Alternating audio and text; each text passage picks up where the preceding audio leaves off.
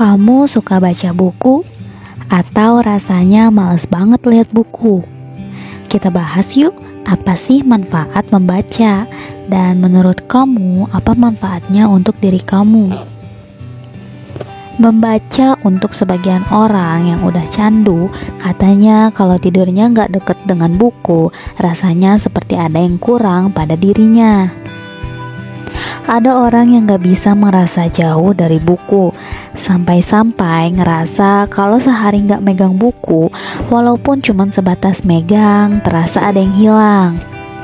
Tapi ada juga sebagian orang yang jangankan membaca, baca judulnya aja udah gak mau. Sukanya baca quotes di Instagram dan media sosial lainnya. Kalau sama buku mah anti banget deh.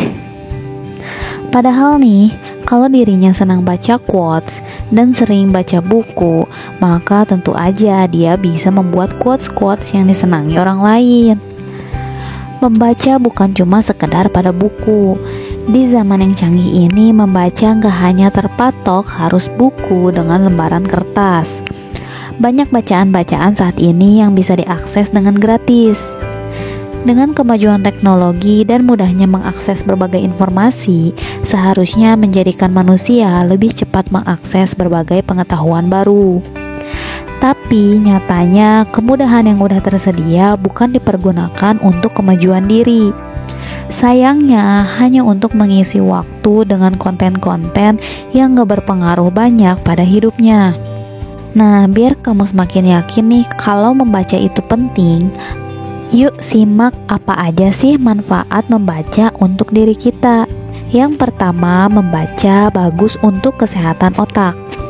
Kalau kita ingin mengoptimalkan otak kita, salah satu caranya adalah dengan membaca. Bahkan menurut dunia kedokteran, membaca adalah salah satu cara menurunkan resiko protein beta amiloid atau asam amino yang sangat terlibat dalam penyakit Alzheimer, yang meningkatkan resiko Alzheimer. Nah, jadi dengan membaca ternyata bisa menyehatkan otak dan juga menurunkan resiko penyakit loh. Yang kedua, meningkatkan daya ingat. Membaca adalah salah satu upaya yang bisa meningkatkan daya ingat, dan jarang membaca akan membuat seseorang menjadi pelupa. Kenapa? Karena saat membaca, otak kita akan mengurai kata-kata. Selain itu, neurobiologis akan memproses apa yang kita lihat, baik itu gambar atau susunan kalimat. Makanya sering terjadi nih, kalau kamu udah baca sesuatu dengan fokus, hasil yang kamu baca tersemat di kepala dan memudahkan kamu untuk mengingat kalau bacaan itu pernah terbaca di otak kamu. Misalnya deh, kamu lagi di perjalanan membaca suatu nama toko yang unik.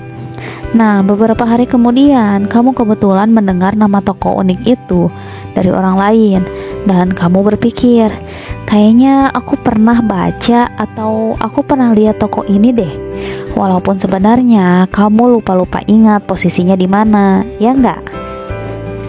Nah, selain itu, dengan membaca, kamu akan semakin mudah mengingat dan mengerti suatu kondisi, karena pikiran kamu sudah terbiasa diajak untuk berpikir. Membaca dengan penuh konsentrasi memudahkan pikiran kamu lebih mengerti mengenai berbagai hal dengan cepat. Membaca juga bisa meningkatkan kemampuan konsentrasi loh. Coba deh perhatiin, ada tipe orang yang kalau membaca harus sepi, gak boleh ada suara sedikit pun. Ada juga orang yang bisa membaca di segala tempat dan ia dengan mudah hanyut dengan bacaannya. Sampai-sampai orang tikam-tikaman di depannya pun rasanya masa bodoh bagi dia. Manfaat yang ketiga, mudah untuk berkonsentrasi. Makin sering membaca, maka kemampuan berpikir dan konsentrasi akan semakin terasah. Emang sih, sulitnya berkonsentrasi nggak semata-mata karena kurang membaca, bisa juga faktor lain seperti stres dan depresi. Dan yang menariknya lagi, ternyata manfaat yang keempat, membaca bisa menurunkan resiko stres dan depresi. Selain menjadi penambah konsentrasi, membaca juga bisa menurunkan resiko mengalami stres dan depresi. Orang yang terbiasa membaca akan lebih mudah mengelola emosinya, apalagi bacaan-bacaannya sering pada pengembangan diri. Membaca ternyata lebih ampuh mengurangi tingkat stres dibandingkan olahraga loh.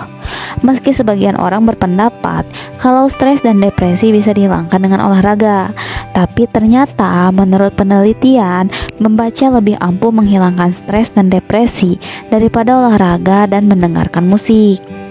Jadi kalau ada yang mengatakan membaca membuat stres, ya bisa aja sih kalau bacaannya nggak sesuai minat. Misalnya ada orang yang nggak suka dengan pelajaran berhitung, tiba-tiba disuruh membaca buku yang penuh dengan angka-angka. Bukan cuma stres, tapi muntah juga bisa. Jadi penting untuk membaca sesuai minat dan keinginan. Kalau kamu hobi baca novel, ya nggak apa-apa, baca aja. Pelajaran gak hanya ada pada buku-buku pelajaran aja kok. Di novel dan berbagai cerita fantasi lain juga bisa diambil pelajarannya.